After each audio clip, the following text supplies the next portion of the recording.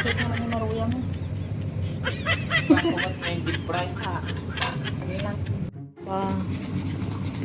Masipag ah. Ano yan? Banana pancake. Si Chef Sheppy.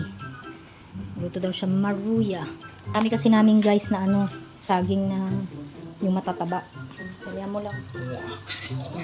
Other side. Tin, ke, duwaw. Darling, bakit pagod na pagod kaya atang nagluto ng maruya? May maruya ba? May pancake? Maruya o pancake? Pancake. Ah, okay.